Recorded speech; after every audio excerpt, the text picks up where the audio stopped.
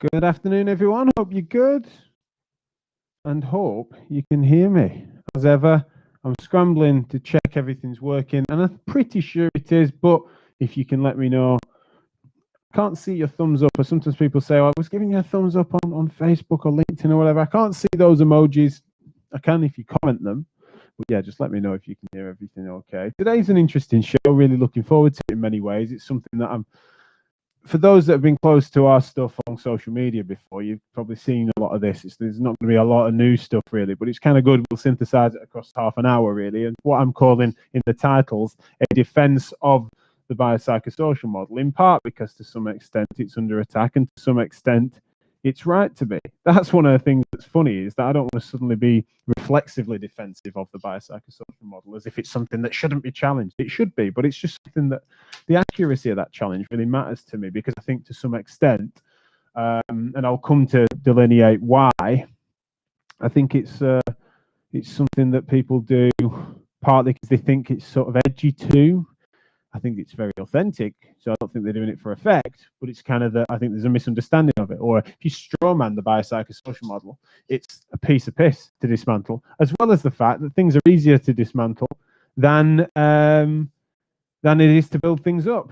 Something I'm accused of on a regular basis, of course, until recent years, really, where people have seen me offer something in its place. But more important comments coming first, such as Katie's saying, serious haircut. Yeah, I'm a very serious person, Katie, you know this. But yeah, I don't know how serious a crew cut is, but yeah, it's my usual crew cut. Well done, Mrs. Chew, for another COVID haircut that's vaguely tolerable. But thank you. Most commented thing, I think, is hair. Usually when the spikes get a bit wild. But my question, I always want to sort of ask you guys a question in the comments, and then I'm going to hide them for a second whilst I sort of go off on one a little bit, because I've said it's in defense of. So I do want to talk to you guys about it. I'm really interested in your opinion, but I'm also not going to shy away from giving mine.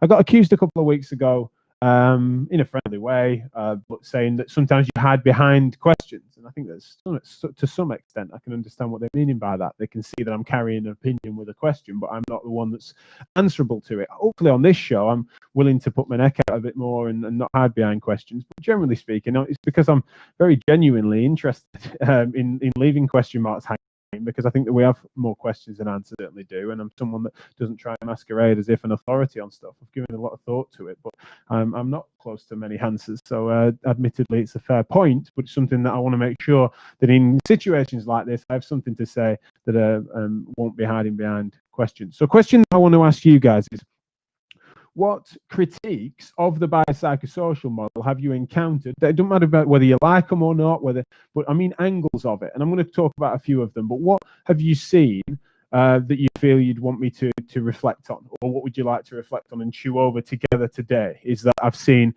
criticism or critique of the biopsychosocial model for its failings in this instance, or and there's a few different ways in which I've seen it critiqued recently, especially that I want to sort of reflect on. But I wondered what your thoughts were as to what you've seen, in case I've missed something, but also what your take is on that matter.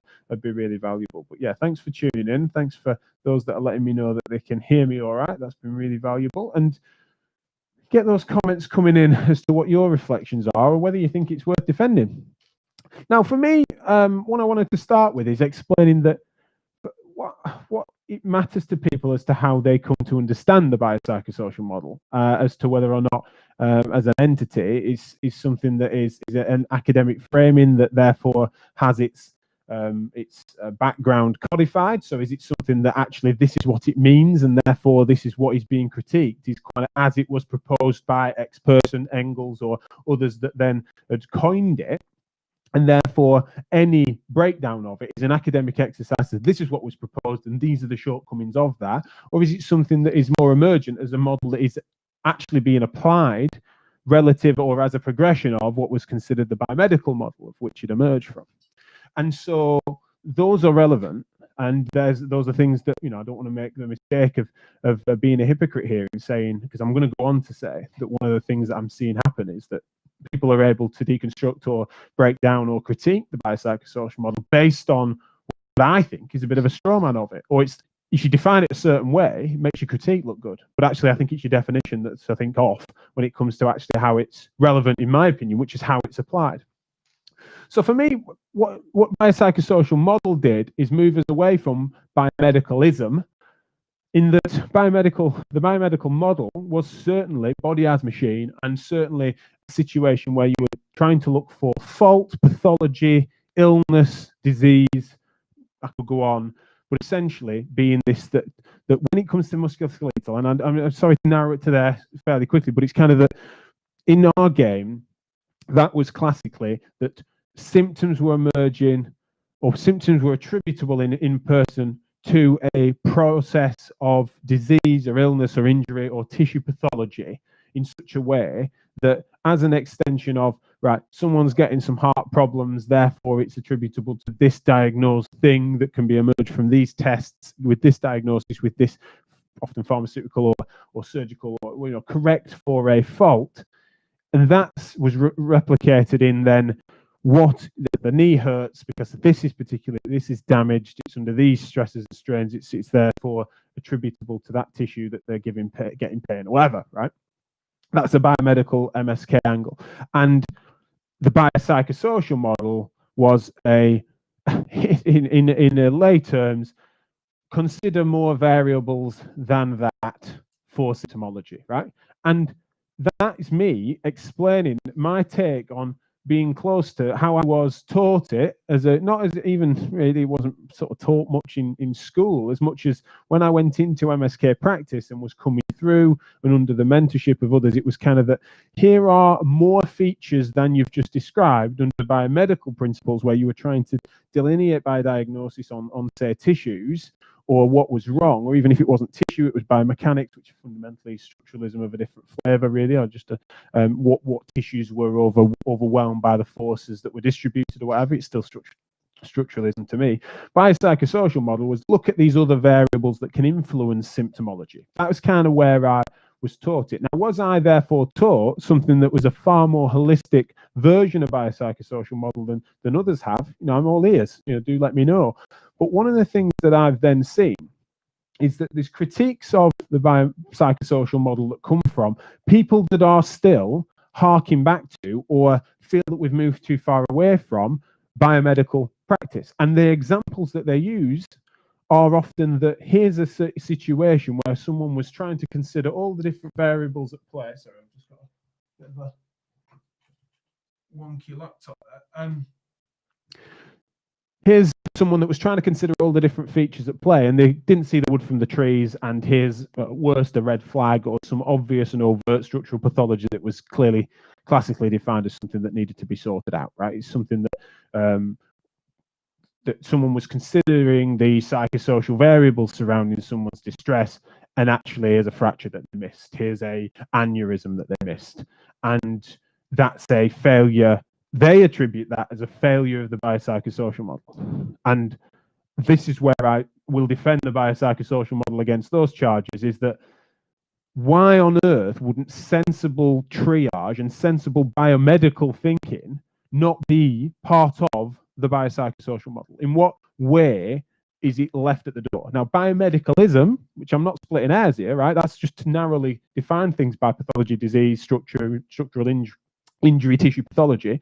But biopsychosocial, why would that not also include all of the things we talked about before? We're just not over attributing them as causal. But why wouldn't biomedical thinking or appropriate screening for aneurysm, fracture, disease process, why would that be? I don't know why that's got shelved. Like, who's applying a biopsychosocial model and not encompassing those things? Apart from the fact that, unfortunately, meaning that there's more variables at play, there's more things that can almost masquerade in a way. Yeah, you could miss it, but having missed it, that's, to me, it's sort of hilarious misnomer that someone would say that is a fault of the model, the reasoning heuristic, call it what you will, of biopsychosocial thinking.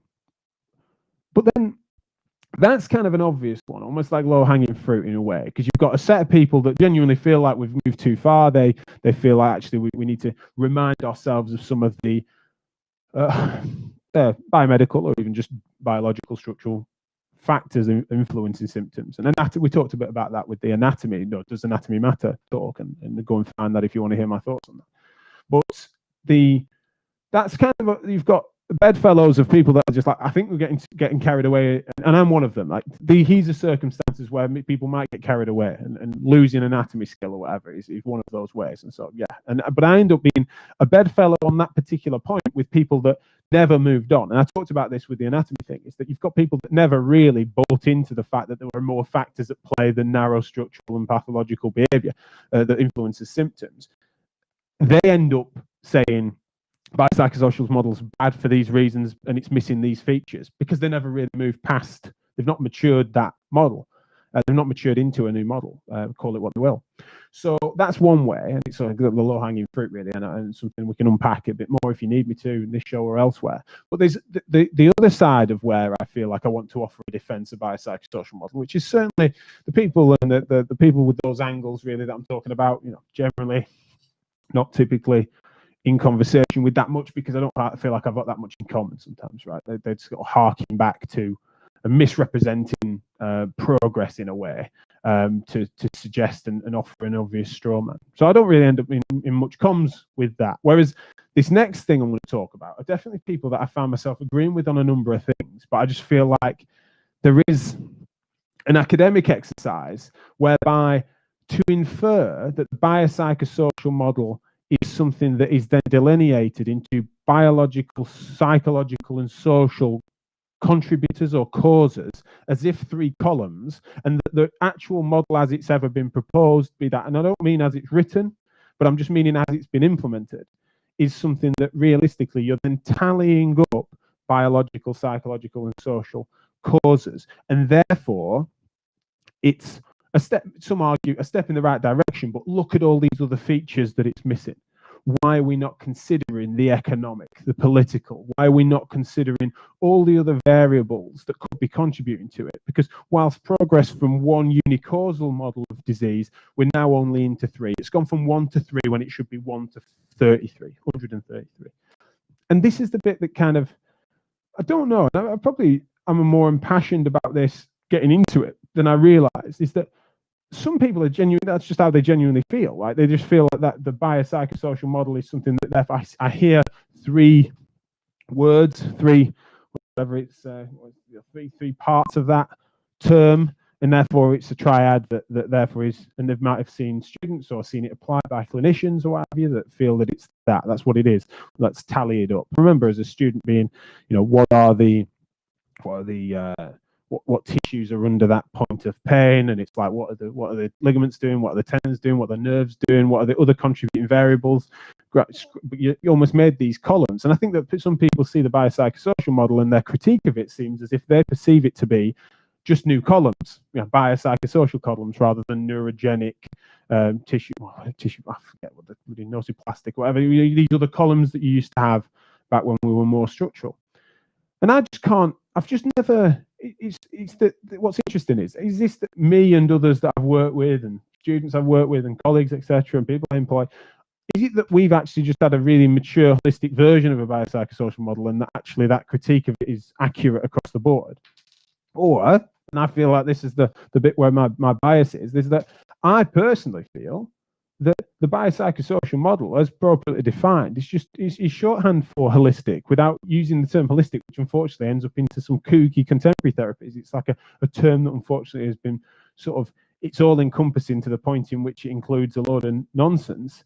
But fundamentally, why, when I think about those critiques and say, why isn't the economic and political encompassed into the social of biopsychosocial? Who's delineated by category? Who's suggested that these are separate compartments, columns? Who has suggested there isn't obvious interplay in a said suffering human that would have loads of interplay between the biological, psychosocial, biopsychosocial? And why isn't biomedical within biological? Why wouldn't your psychology and some of the social variables around, say, poverty be influencing your physiology, which is obviously a biological process, if you called it that? As soon as you're even using the term biology, like how the parameters of that, of course, are not well defined, because there's so many things that influence your biology as it does your psychology. And the fact that you can't compartmentalize this because you shouldn't is exactly the definition of biopsychosocial model is that it's all integrated, and that's how I've always understood it. And so, is it that I've understood it, when I'm actually an anomaly to it, or is it that then when I see it being unpicked and suggested that actually it's a step in the right direction, arguably, but fundamentally it's still reductive, it's reductionistic, whatever the word is, because it's still this triad. That I just feel like I do admittedly look on and just think, well, there's two things happening.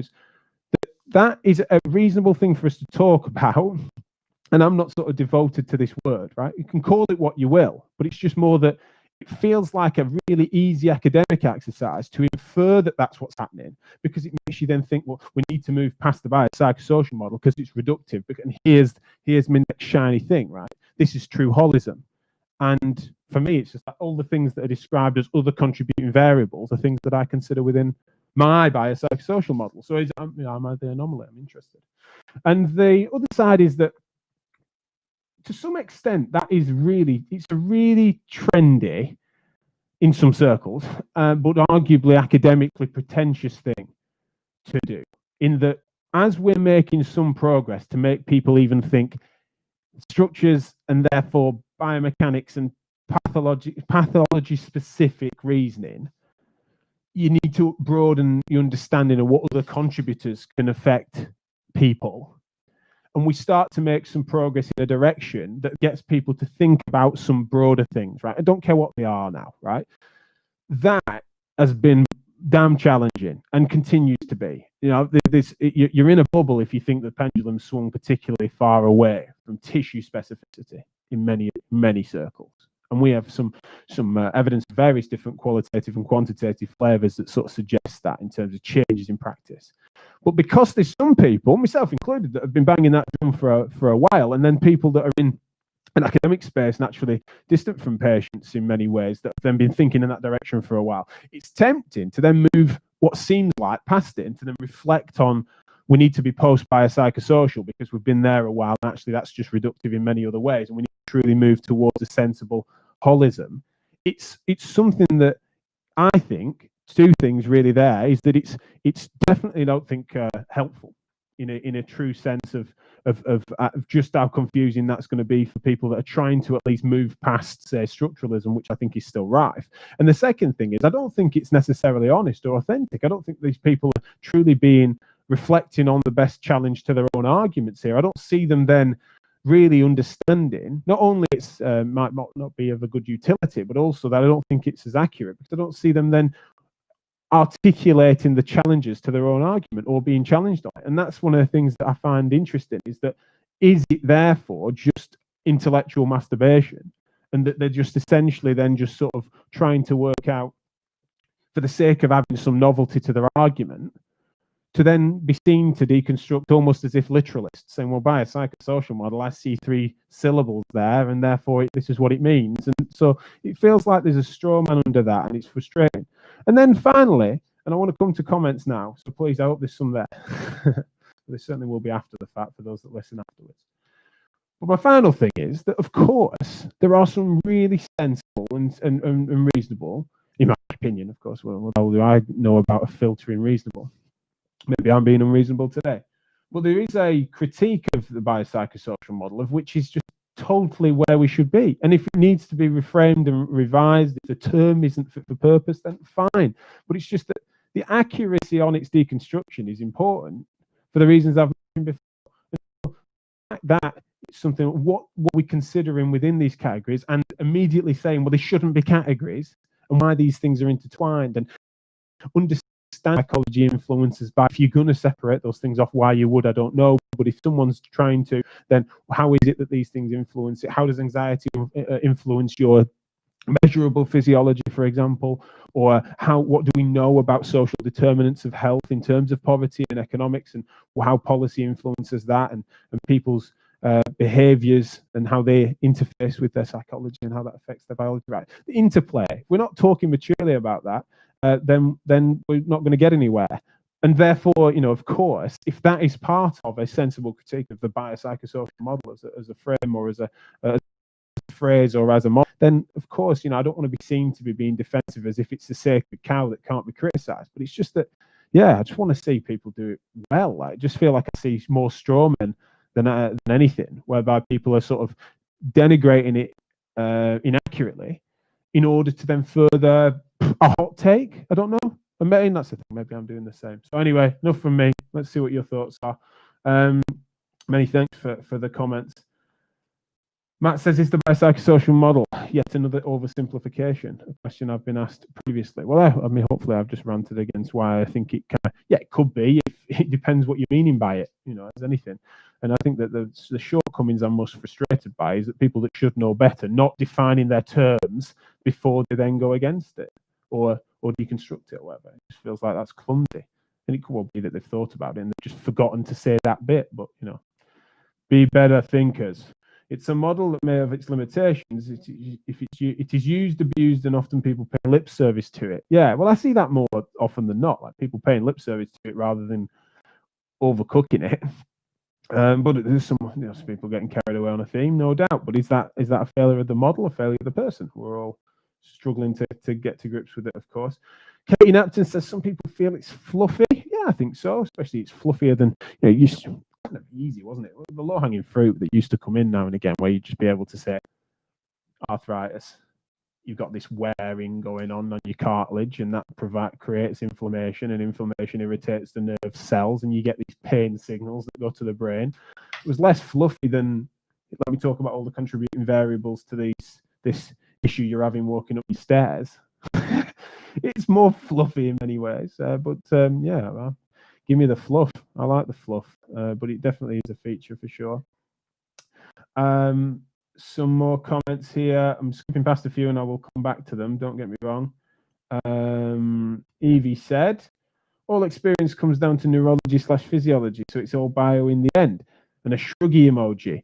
Yeah, and again, depending on how you define things, I made that comment the other day when I think I was talking about anatomy, and Scars would pick me up on it. I still haven't picked that up with him to see if we actually do disagree or not. I don't know, but it's kind of that, yeah, to some extent, it's like when we're talking about the human experience, unless, and I'm open to the fact that people do have this take, but unless you're someone that wants to think about the supernatural and the spiritual, etc., then the interface is a human, a living, breathing human of which has some active neurology, you'd say, and therefore, yeah, to some extent, it kind of, it's funny really as to, depending on how we define it, then why isn't it? Why aren't these circles surrounding a biological organism of a sort? But we're more than biology, we're more than just meat, and I think that's where, because consciousness and the complexities that surround that mean that people are frustrated about suggesting we're just biological entities. And I kind of get why, but I also, I'm not splitting hairs. I think, at the heart of it, I do agree with you and understand what you're meaning by that. I'm with Ingrid. Fluffy is nice. Yeah, that's brilliant. Anna Maria has said, I think it's helpful to criticize the model if it means we can achieve a better one. Absolutely. But it's kind of that's what I really, I mean, for me, arguably, I think my critics will suggest, of course, but I hope I'm a bit more than just someone that's just a novelty internet skeptic that just pokes at things. So who the hell am I to suddenly defend something? But it's kind of that in this instance, by critiquing it to make it better, then brilliant. But to critique it, which includes sort of this inaccurate, low-hanging fruit and straw man situation that I've just described in my ranting, that doesn't make things more robust at all. That sort of it's a novelty dismantling for the sake of being a bit of a smart ass and then suggesting something in its place that for many of us look on and say, well, that thing you've just proposed as progress, that's the biopsychosocial model as I understand it. The features that you think are sitting outside of your biopsychosocial model, as you've defined it, are the ones of which I will integrate and consider to be the most important value. Some of the sociological features that surround people's lives and contribute to their symptoms, they're the primary, they're often top of my list. So who are you to suggest that the biopsychosocial model, why is your definition carrying more weight than mine? And this is what's interesting, is I'd love to know, maybe it is that me and others are outliers in how we consider it. And it is more reductive in its application than I'm realizing. And I'm all ears for that, definitely. Kath Piper proposes the human model. Absolutely, yeah. I mean, some would get offended by that being too human-centric, of course, for the other conscious creatures that otherwise suffer, and the planetary responsibilities and environmental responsibilities that we should think of. But I'm into it, Kath. Don't get me wrong. I'm tongue in cheek with that. I think a human model would be good. Let me skip back a bit because I skipped over some comments. You know what Scarsbook's like with these long comments that don't even show all of it. But let's give him a chance. I have experienced conversations with well-known practitioners that refer all their work back to the biopsychosocial model, yet insist all the data that they rely on to be presented within an RCT style. However, the psychosocial aspects are incredibly difficult to provide RCT designs for. As such, they dismiss the psychosocial arguments by definition and fall back to biomedical, whilst paying no more than lip service to the psycho and social. Brilliant comment there from Matt in a couple of ways. One is that fundamentally, yes, if you're someone whose your methodology of considering things evidence-based are quite empirical and are narrow research methods that matter, then I think that's just, you're gonna leave yourself so vulnerable to what constitutes evidence in your eyes. You're not going to get any of that rich lived experience, narrative-based, person-centered thinking that can inform both the evidence base as well as that interaction with any given patient. But then what's interesting is that then some people that have gone down that route then feel that the only legitimacy are, say, biomechanical stress strain studies about how you can influence tissue, and end up being versions of biomedicalists, but potentially ones that might not be into some of the things that they think the evidence has moved past, such as electrotherapy or even some manual therapies.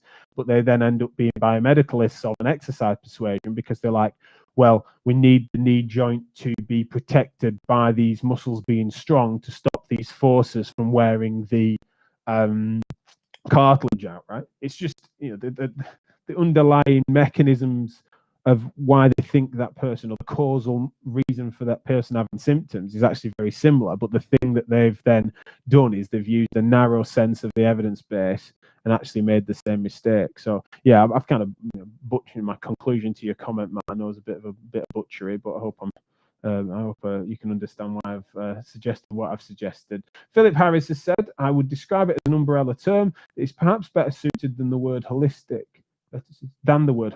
under which many more subsections exist. I think I use it as part of my clinical reasoning model that is tacit to my thinking, but ensures I have a holistic approach. I've addressed all aspects of my patient's problem and presentation. Philip, I'm bandwagoning here a little bit, but I can't help but think I agree with every single word. I can't conceive. So one thought experiment I've done is like, what is there that would be considered holistic patient care that I think would sit outside of my conception of quality biopsychosocial care as I understand it? And there's just, I can't think of what would sit outside it. And I remember as well, and it's something that I should pick up with her actually, but I haven't spoken to her for a while, but a great person, great thinker, a lady called Claire Hebron. I remember in 2016, I bumped into her at IFROMP conference and stuff, and I remember her making a sketch, and she said, well, the reason that biopsychosocial model is reductive is because think of the true holism, which is what we should be aiming for, has these things that sit outside the biopsychosocial model. And I remember at the time, and I still feel this way now, is like, well, the things you're describing as outside your biopsychosocial model, they're well inside mine. She was describing economics, and I remember she was describing things like time or abstract concepts like that. I was like, well, why am I, in what world am I in, maybe that I'm not considering them to be well integrated within a biopsychosocial model? And so problem I think we have is that holistic is something that holistic therapies is sometimes things you Google that, you're not far off crystals and other sort of semi-spiritual and things that are very implausible with their mechanisms of effect on people's health. And so I think holistic's been butchered in such a way that weirdly biopsychosocial model, as long as it's appropriately inclusive of all the contributing variables, I think is superior. But not wedded to the word, but I am wedded to what I consider to be good thinking, to reason, to sensible and accurate descriptions and thoughts, as well as the fact that defining your terms matter before you deconstruct. And then I feel like that's where people have been going wrong a little bit on this one, and it's been frustrating. So there is my my defense of the biopsychosocial model, not as a word, not as a term, but generally speaking, a defense of what I understand it to be and why I feel like low-hanging fruit is being taken. Or low-hanging fruit's the wrong phrase, isn't it? But yes, straw men, misrepresentations of it, as far as I can tell. Evie's then said the socio-psycho-biological. Yeah, I've seen that before where people have reprioritized it in that way, and I couldn't give a shit. I can completely understand why, the order of which might suggest priority, but yeah, I don't see it that way. And also, when people tally things up in columns, you can tell it's a category error for me. I don't know how people would think that way, and I don't think it's smart to. I think realistically, we've passed that and start to think of all the contributing variables of any flavour that might influence someone's experience. And so, yeah, when trying to be reductive, you're the one that's sort of spoiling the show a little bit. And it's not a failure of the model. I think that's the failure of the person and a failure of the thinker, which is my core defence. So thank you so much as ever for your time today, guys. I'm afraid we're out of time. Tomorrow I'm with Jackie Walombi, who's going to be speaking about some of the controversies and myths that exist and tropes around race and pain, ethnicity and pain. People might have heard me talk about this a few weeks ago, whereby there've been something getting perpetuated, this suggestion, well, South Asians feel more pain or more vulnerable to it and stuff. And it's just, obviously, there's all sorts of things that are fraught with challenges there, and a misreading of statistics that kind of speaks a bit to what we've been often talking about in this instance, with what people are defining and what they're meaning, and how it can be misleading and can be, in this instance, obviously very dangerous and damaging in many ways socially for those sorts of tropes to continue. So Jackie's a specialist in that area and can help us unpick it and talk about how we can get our messaging right in that direction and bust some of those myths that can obviously be very detrimental socially. So thank you so much for joining me. Join me and Jackie tomorrow. Really looking forward to that. And thanks as ever to you all for commenting and questioning on Chewing It Over. All right, so without further ado, if I remember to press the right button, bye for now.